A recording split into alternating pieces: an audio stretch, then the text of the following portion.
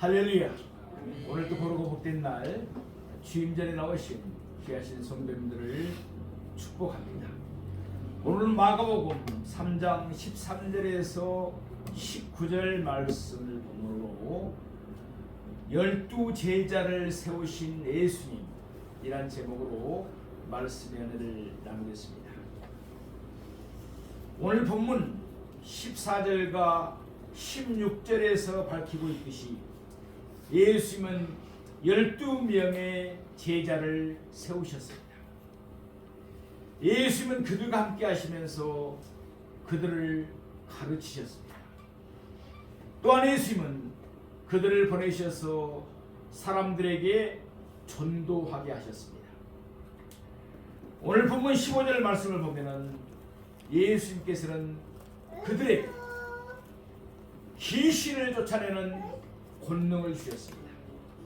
또 마태복음 10장 1절을 보면 예수님은 그들에게 모든 병과 모든 약한 것을 고치는 권능도 주셨습니다. 예수님은 자신에게 있는 권능을 그의 제자들에게도 가지게 해주셨습니다. 우리가 잘 아는 대로 예수님께서 이 땅에 계시면서 공생의 기간 주로 하신 3대 사역이 바로 가르치는 사역, 티칭, 그리고 전도하는 사역, 프리칭, 그리고 각종 병을 치유하고 귀신을 쫓아내는 힐링 사역이었던 것을 우리는 잘 압니다. 우리 모두에게도 예수님께서 권능을 주신 줄로 믿습니다. 그래서 우리 모두 다 믿는 자들이 따르는 표적이 함께하는 성도님들이 되기를 축복합니다. 예수 이름으로 귀신을 내쫓으십시오. 새 방언을 말하는 우리가 되기를 소망합니다. 뱀을 집으며 무슨 독을 맞자로 되기를 받지 않냐. 병든 자에게 손을 얹은 즉 낫는 역사가 일어나는 치유의 손길들이, 주님의 사랑의 손길들이 되기를 주님의 이름으로 축복합니다.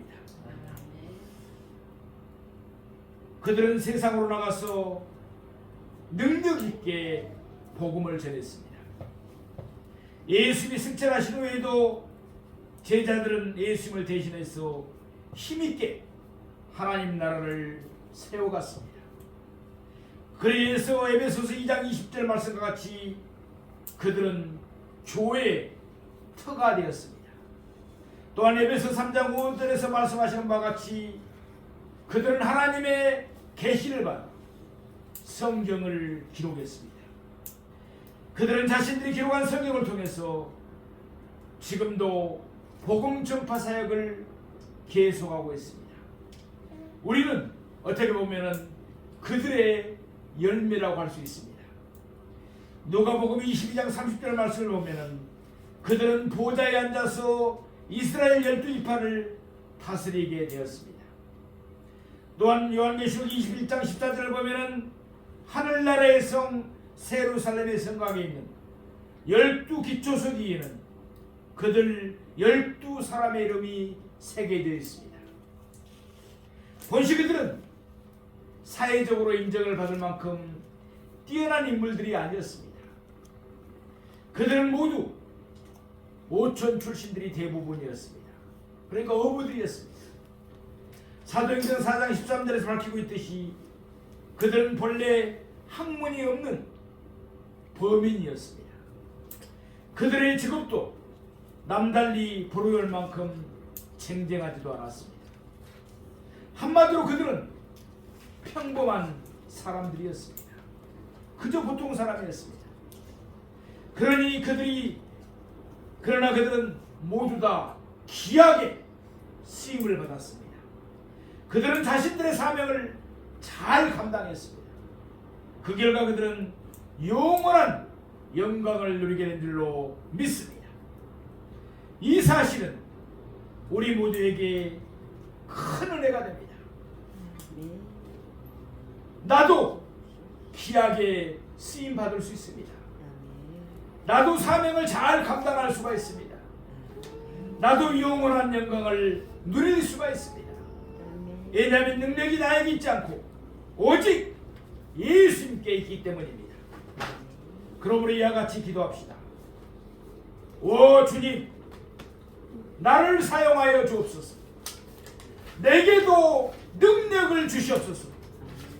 나의 사명을 잘 감당하도록 함께하여 주옵소서. 아멘.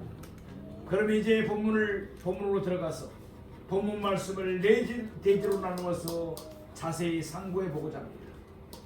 첫째로 12를 불러 세우셨습니다. 우리 오늘 본문 마가복음 3장 13절 말씀 보겠습니다. 또 산에 오르사 자기가 원하는 자들을 부르시니 나온지라. 아멘. 마가복음 3장 6절을 보면 바리새인들은 헤롯 왕과 함께 예수님을 죽일 방법을 의논했습니다. 그래서 마가복음 3장 7절 말씀과 같이 예수님은 그들의 박해를 피해서 갈릴리 바다로 물려가셨습니다. 그러나 수많은 사람들이 예수님께 몰려왔습니다. 그래서 오늘 본문과 같이 예수님은 이제 산으로 올라가셨습니다. 갈릴리 바다 근처에는 산들이 많이 있습니다. 예수님은 그 가운데 어떤 산으로 올라가셨습니다. 누가복음 6장 12절에 가면 이때 예수님이 산으로 가신 것은 그곳에서 기도하시기 위함이었습니다. 예수님은 자신의 때가 얼마 남지 않았다는 것을 잘 알고 있었습니다. 그래서 예수님은 산으로 오르사 밤이 새도록 하나님께 기도했습니다. 그러면서 예수님은 자신의 남은 때를 어떻게 보내야 할 것인가를 하나님과 의논하였습니다. 기도를 마치신 후 예수님은 자기가 원하는 자들을 부르셨습니다. 하나님의 뜻을 따라서 예수님은 그와 같이 하신 것입니다. 여기에서 자기라는 대명사가 강조되고 있습니다. 말하자면 예수님은 그가 원하는 사람들을 주권적으로 부르신 것입니다. 우리도 만세전에 하나님께서 택정하신 줄로 믿습니다. 예수님은 그들에게서 이력서를 받지 않았습니다. 그러나 예수님은 그들의 창조주로서 그들을 속속들이 다 알고 계셨습니다. 예수님은 그들의 미련함도 알았습니다. 그들의 연약함도 아셨습니다. 예수님은 그들이 자주 넘어질 것도 아셨습니다. 심지어 예수님은 가룟 유다가 배신할 것도 알고 계셨습니다. 그러나 예수님은 하나님의 뜻을 이루시기 위해서 가룟 유다도 부르셨습니다. 이와 같이 예수님은 자신이 원하는 자들을 그의 제자로 부르신 것입니다. 우리 오늘 본문 마가복음 3장 14절 말씀을 보겠습니다. 이에 12를 세우셨습니다. 오늘 보면 16절에도 이 12를 세우셨으니라고 말씀합니다. 예수님은 그를 따르는 많은 사람들 가운데서 특별히 12를 그의 제자로 세우셨습니다. 그래서 이때부터 12는 예수님의 제자들을 가리키는 고유명사가 되었습니다. 후에 예수님을 배신한 가룟 유다는 스스로 목을 메어 죽었습니다. 그래서 사도행전 1장 26절을 보면은 마띠아가 제비에 뽑혀서 그의 자리를 대신합니다. 12이라는 수를 유지하기 위해서였습니다. 나중에 바울도 사도가 되었지만 그는 12에는 속하지 않습니다. 그러면 왜 예수님은 12를 세우셨습니까? 예수님이 10이나 13을 세우지 않으셨을까요? 예수님이 12를 세우신 데는 이유가 있습니다. 이것은 유대교와 유대교의 지도자들에 대한 심판을 의미하기 때문입니다. 마가복음 2장 21절 말씀을 보면은 예수님은 생배 조각을 낡은 옷에 붙일 수 없다고 말씀하십니다.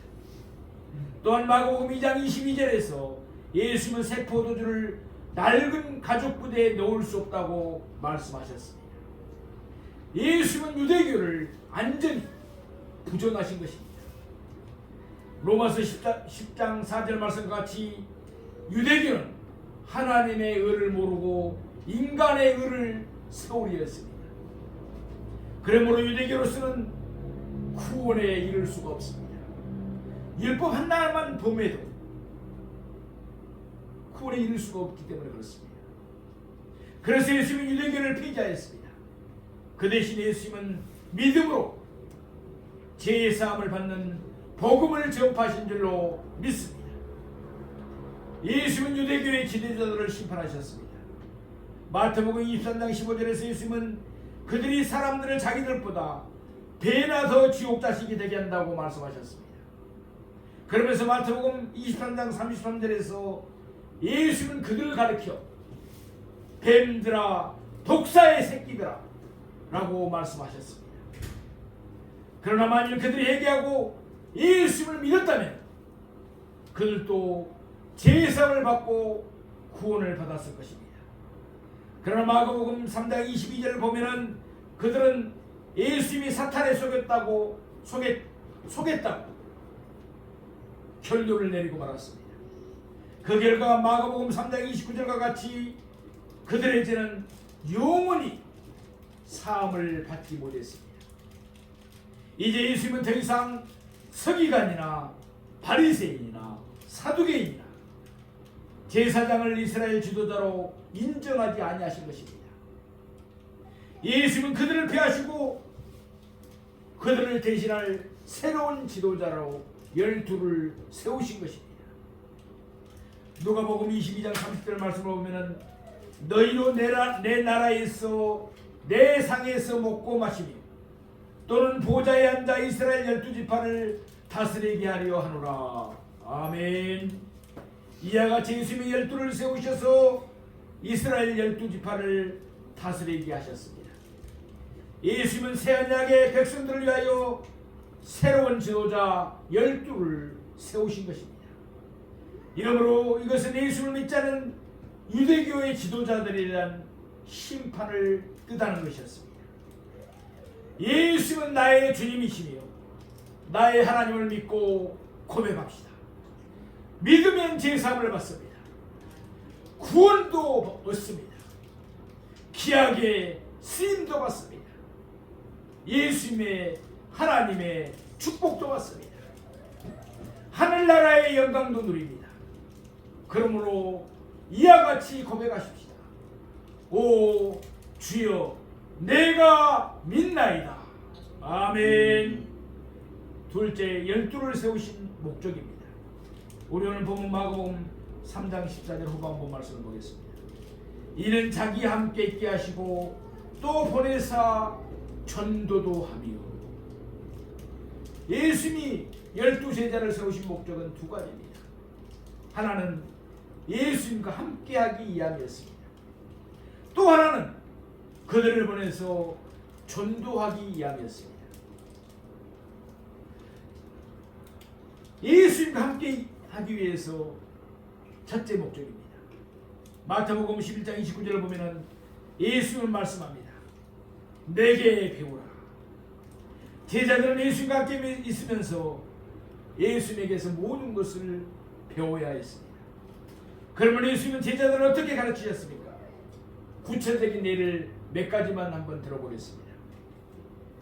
우선 제자들은 이해력이 부족했습니다. 마가복음 8장 17절을 보면 예수님은 제자들에게 아직도 알지 못하며 깨닫지 못하느냐라고 말씀합니다. 마가복음 8장 21절에서도 아직도 깨닫지 못하느냐라고 말씀하십니다. 복음서에는 이와 같은 말씀들이 자주 나오고 있습니다. 그러면 예수님은 마음이 둔한 제자들을 어떻게 가르치셨습니까? 예수님은 계속해서 말씀으로 그들을 가르치셨습니다. 사도행전 1장 3절을 보면 예수님은 부활하신 후에도 40일 동안 그들과 함께 계시면서 그들에게 하나님 나라의 일을 말씀으로 가르치셨습니다. 또한 제자들에게는 겸손도 부족했습니다. 마가복음 9장 34절을 보면 그들은 길에서 서로 누가 크냐고 쟁론했습니다.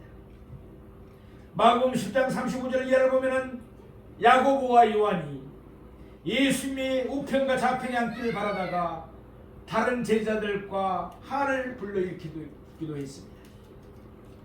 예수님 그렇다면 이 문제를 어떻게 해결했습니까? 요한복음 13장에서 예수님은 종의 모습으로 제자들의 발을 씻겨주셨습니다. 수건으로 그들의 발을 닦으셨습니다. 예수님은 본을 보이심으로 그들에게 겸손을, 섬김을, 사랑을 가르치신 줄로 믿습니다. 또한 제자들에게는 믿음도 부족했습니다. 마가복음 4장 40절 말씀을 보면 예수님은 그들에게 너희가 어찌하여 믿음이 없느냐라고 말씀하십니다. 또 마가복음 16장 14절 말씀에도 보면은 예수님이 그들의 믿음 없는 것을 꾸짖으셨습니다. 그들은 예수님이 부활하셨다는 소식을 듣고도 믿지 않았습니다. 그러면 예수님은 어떻게 제자들에게 믿음을 심어주셨습니까? 요한복음 2장 11절 말씀과 같이 예수님은 이적을 행하심으로 제자들을 믿게 하셨습니다. 예수님이 이적을 행하신 것은 어떻게 보면 불신자들을 위함이라기보다는 그의 제자들에게 돈독한 믿음을 주시기 위함이었습니다. 이와 같이 예수님은 말씀으로 가르치셨습니다. 또한 예수님은 본을 보이심으로 가르치셨습니다.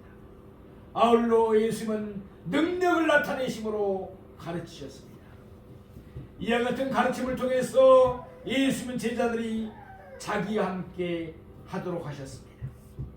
우리는 말씀과 기도로 예수님과 함께 할 수 있는 줄로 믿습니다.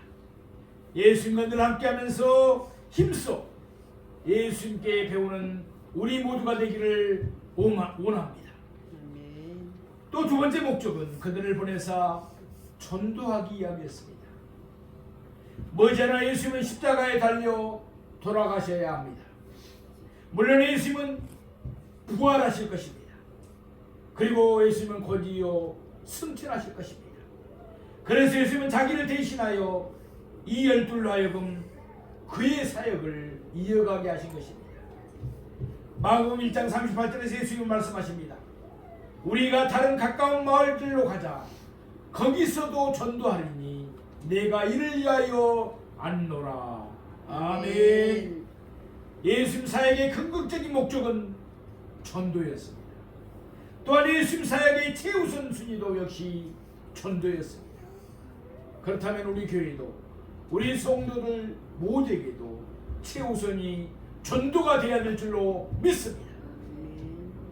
따라서 예수님을 대신하여 제자들 해야 할 사역의 최우선 순위와 궁극적인 목적도 전도였던 것입니다. 마가복음 16장 15절을 보면은 이 사실은 분명해집니다. 너희는 온 천하에 다니며 만민에게 복음을 전하라. 아멘. 이것이 바로 예수님께서 마지막으로 그의 제자들에게 명하신 것입니다. 우리에게 명하신 것입니다. 너희는 온 천하에 다니면서 복음을 전하라. 아멘. 우리 모두 생명의 말씀을 밝힙시다. 지옥을 향해 가는 사람들에게 천국으로 가는 길을 가르쳐 줍시다.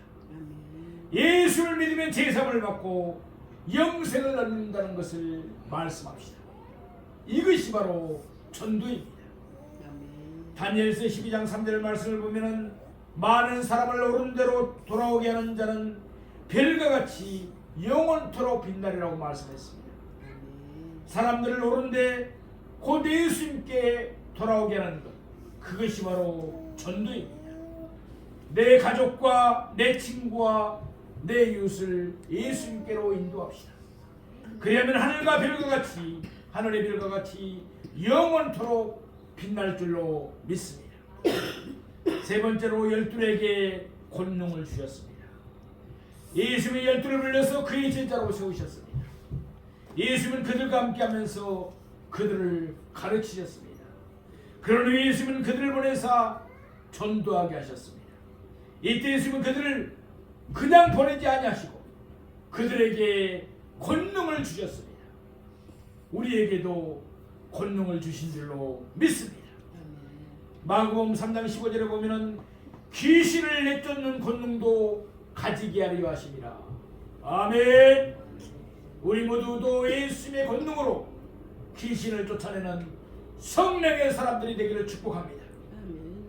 마태복음 10장 1절 말씀을 보면 예수님은 제자들에게 모든 병과 모든 약한 것을 고치는 권능도 주셨다고 그랬습니다. 우리도 병든 자에게 믿음으로 기도하십시다. 예수님께서 치유의 강세를 바라여 주셔서 우리 손을 통해서 그들을 치유해 주실 줄로 믿습니다. 본시와 같은 권능은 예수님에게 속한 것이었습니다. 예수님은 그의 권능을 제자들에게 주셔서 그들도 같은 권능을 행하게 하셨습니다. 우리들에게도 그 권능을 주신 줄로 믿습니다. 그래서 사도행전 3장 1절 이하를 보면은 베드로와 요한은 나면서 못 걷게 된 안진뱅이를 이렇게 세웠습니다. 사도행전 5장 12절에 보면은 제자들의 손을 통해서 표적과 기사가 나타났습니다. 또한 사도행전 5장 16절을 보면은 제자들이 더러운 귀신을 많이 내쫓고 병든 사람들도 많이 고쳤습니다. 우리도 이와 같은 사역을 계속해서 수행해 나가십시다. 마태복음 28장 20절에서 예수님은 제자들에게 말씀합니다. 볼지어다 내가 세상 끝날 때까지 너희와 항상 함께 있으리라. 아멘. 예수님의 약속입니다. 그러면 제자들이 무엇을 통해서 예수님이 그들과 함께 하신다는 것을 알 수 있을까요? 그들에게 나타나는 예수님의 권능을 보면서 그들은 예수님이 자기들과 함께 한다는 것을 밝히 알 수가 있었습니다. 이와 같이 예수님이 제자들에게 권능을 주신 이유는 예수님이 그들과 함께 하심을 보여주기 위함이었습니다. 우리에게도 마찬가지입니다. 우리가 손을 얹어서 예수님으로 기도할 때 귀신이 쫓겨나갑니다. 병이 치유됩니다. 우리에게 능력이 있지 않습니다. 예수님이 나와 함께 한다는 표시인 줄로 믿습니다. 아멘. 우리가 방언을 말합니다. 예수님이 내 안에 성령으로 계신다는 애적인 표시입니다. 그들에게 나타난 권능은 그들의 전도에 큰 효과가 있었습니다. 사도행전 10장 6절 말씀을 보면 그들을 핍박하던 자들이 예수님의 제자들을 가르쳐 말합니다. 천하를 어지럽게 하던 이 사람들이라고 불렀습니다. 제자들은 그만큼이나 큰 영향력을 온 세상에 행사했던 것입니다. 얼마 가지 않아서 복음은 땅끝까지 전파되었습니다. 하나님의 말씀을 흥황하여 교회는 날로 부흥성장했습니다. 하나님의 나라도 점차 확장되었습니다. 그 결과 복음은 온 로마 제국을 안전히 뒤엎어버렸습니다.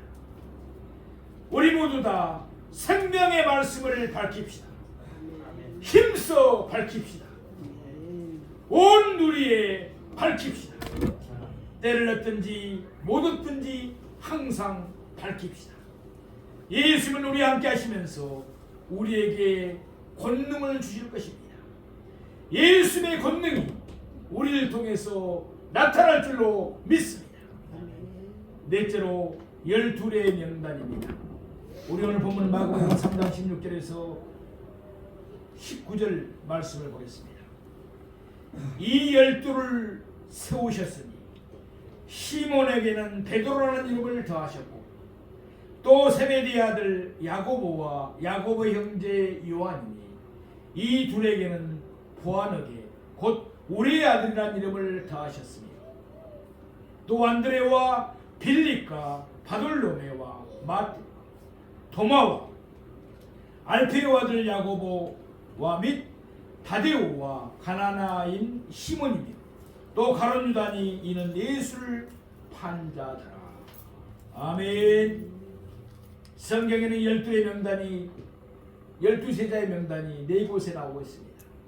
마태복음 10장에 그리고 마가복음 3장에 누가복음 6장에 그리고 사도행전 1장에 나오고 있습니다. 베드로의 이름이 맨 앞에 나오고 가룟 유다의 이름이 맨 뒤에 나옵니다. 그래서 우리가 베드로를 예수님의 수제자라고 일반적으로 부르고 있는 것입니다. 그러면 예수님의 제자 12를 한번 우리가 자세히 한번 상고해 보겠습니다. 첫째가 시몬입니다. 시몬은 예수님의 수제자였습니다. 지도자 12 가운데 지도자 역할을 했습니다. 그래서 베드로의 이름이 항상 맨 앞에 나오고 있습니다. 예수님은 그에게 베드로라는 이름을 더했습니다. 그 뜻은 반석입니다. 예수님은 시몬이 그의 수제자로서 반석처럼 든든하기를 바라셨습니다. 요한복음 1장 42절을 보면 베드로는 게바라고 불리기도 했습니다. 둘째와 셋째는 야고보와 그의 형제 요한입니다. 마가복음 1장 19절을 보면 그들은 어부였습니다. 그들은 뱃사람으로 성격이 급했을 것입니다. 그래서 예수님은 그들의 성질이 좀 누그러지기를 바라시면서 그들에게 보아너게 곧 우리의 아들이라는 이름을 더하셨습니다. 넷째는 안드레입니다. 안드레는 데리고 오는 사람으로 알려져 있습니다.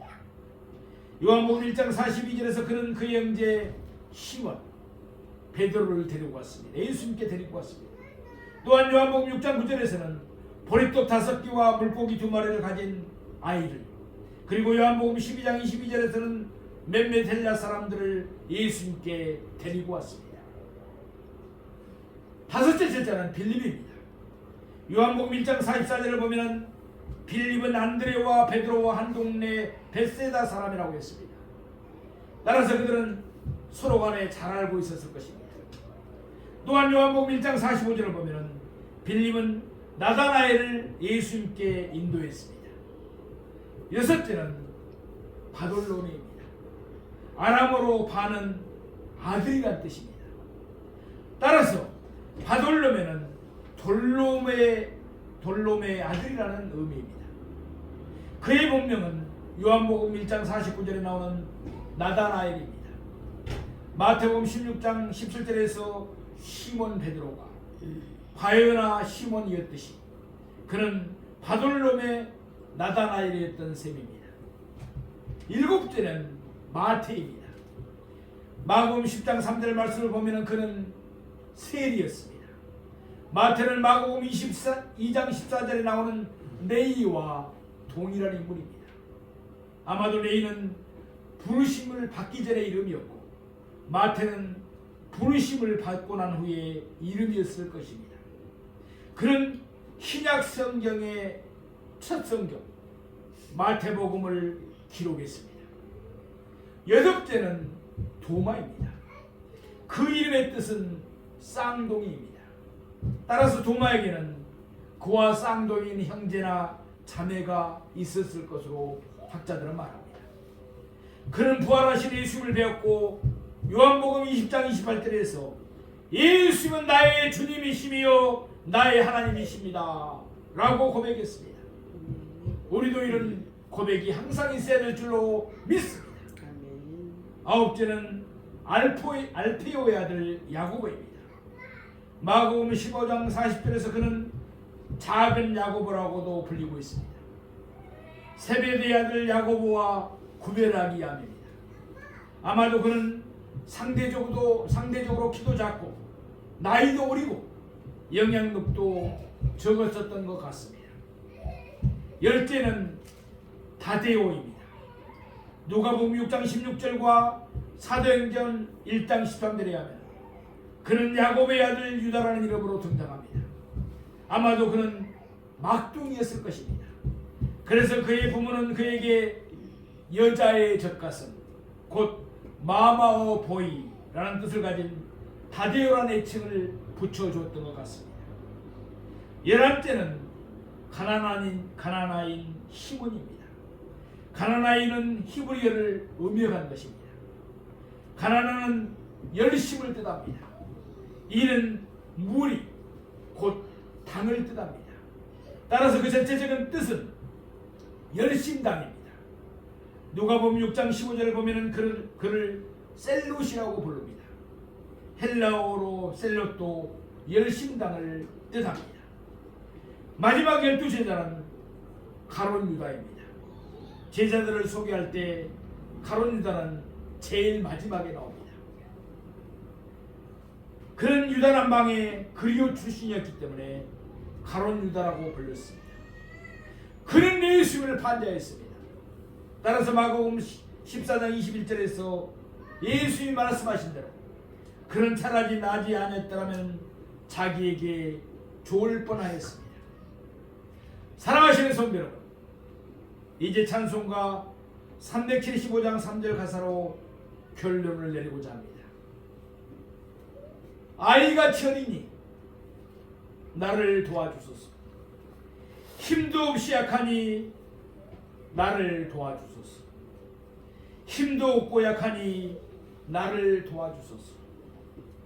능력은 내게 있지 않고 오직 예수님께 있습니다.